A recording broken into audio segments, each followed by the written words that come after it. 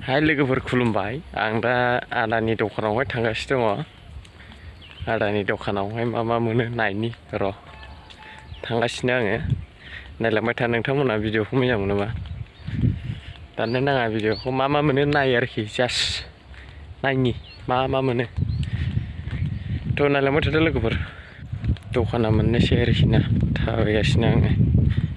ओइजोंसो बारा मोजां नुहुरालै एसे थिं नुहुरहांबाय थ' नायगासिनो नाय दखानाव थांनि आरोखि मा मा मोनो नायनि आदानि दखानाव नोंथांमोनाबो लांफैनो हागोन खाथि खालाना लोगोफोर थ' आदानि दखानाव मोनबाय आरोखि नायनि मा मा दं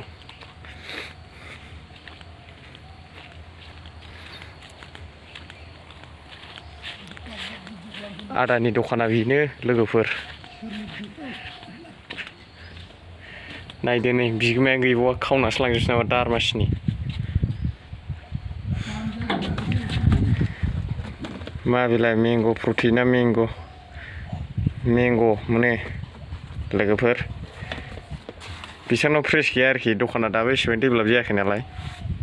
मोनगोन आरोखि थान्दाबो मोनगोन सामब्राम पियाज दं नै अरेन्ज मा दं गासिबो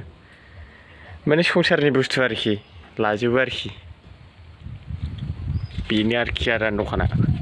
खाथि खालाना लांफै लोगोफोर हलसेल रेटैनो हरो बियो बिराद मोजां